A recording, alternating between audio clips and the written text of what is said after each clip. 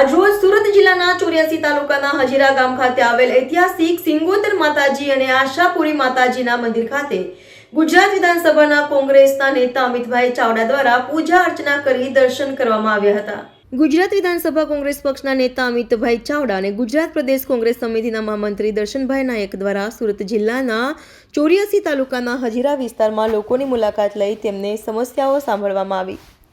કોંગ્રેસના વિધાનસભાના ઉમેદવાર રહી ચૂકેલા હજીરા ગામના કમળાબેન પટેલ દ્વારા અમિતભાઈ ચાવડાનું સ્વાગત કરવામાં આવ્યું। હજીરા વિસ્તારના સ્થાનિક આગેવાનો અને અસરગ્રસ્ત નાગરિકો તેમજ ખેડૂતો દ્વારા હજીરા વિસ્તારમાં કંપનીઓ દ્વારા ફેલાવવામાં આવી રહેલ પ્રદૂષણ, સરકારી અને જંગલી જમીન ઉપર કરવામાં આવી રહેલ અતિક્રમણ,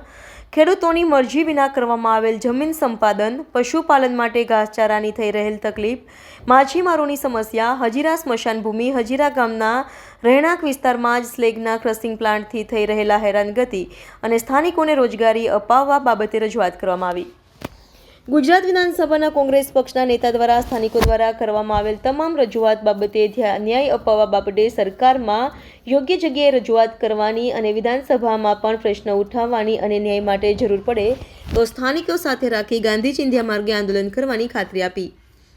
આ પ્રસંગે હજીરાના ડેપ્યુટી સરપંચ રોહિતભાઈ પટેલ, સહકારી આગેવાન મણીલાલ પટેલ, હજીરાના ગ્રામ પંચાયત સભ્ય આશીષ પટેલ અને અશ્વિનભાઈ પટેલ, યુવા આગેવાન બંકિમભાઈ પટેલ, વિઠ્ઠલભાઈ પટેલ, કેતનભાઈ પટેલ, લક્ષ્મીકાંત પટેલ, શિવાસિંહ રાજપૂત, હિતેશભાઈ પટેલ, મનોજભાઈ ગોસ્વામી સહિતના આગેવાનો તેમજ અસરગ્રસ્ત ખેડૂતો અને ગ્રામજનો હાજર રહ્યા હતા।